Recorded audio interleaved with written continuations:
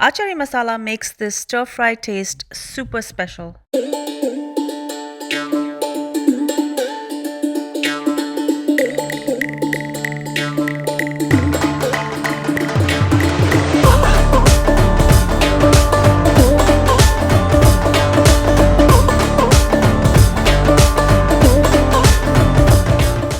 Make the pickle masala by roasting the following until they're aromatic.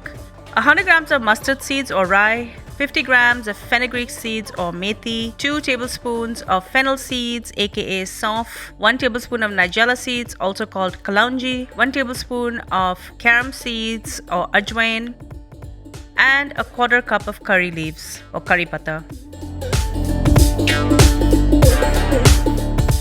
Saute this well so everything is nice and roasted and aromatic, and then allow it to cool completely.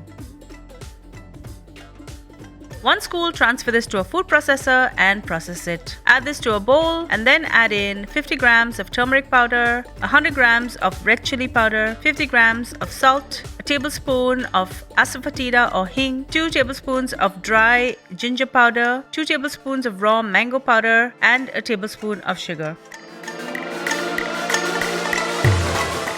Heat up some mustard oil and add this in a little bit at a time, incorporating into the spice blend. This enhances the flavor and extends the shelf life.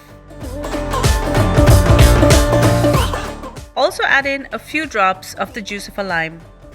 Mix this well together and remove the lumps using the back of a spoon or your fingers. Allow this to cool and then bottle it or store it in a Ziploc bag in the fridge. You can also freeze it for a long time.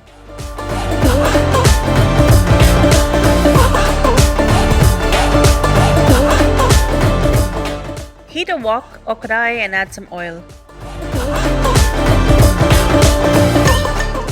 Add 2 cups of sliced onion and allow the onions to start caramelizing. Next, add in half a cup of curry leaves.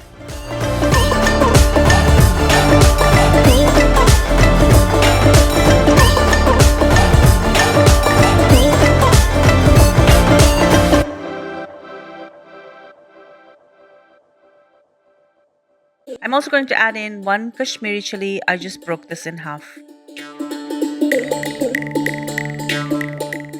Remove this and keep it aside. Next, I'm going to add in cubed potatoes. I cut 2 large potatoes into cubes. This is roughly 400 grams. Cook this on all sides and then add in the reserved onion, curry leaves and chili, and also add in 1 tablespoon of ginger and garlic paste. Add 1 teaspoon of salt and 1 teaspoon of crushed pepper. And now for the start of the show, add in 2 teaspoons of pickle or achar masala. Add in half a cup of water and finish off with chopped coriander. Enjoy.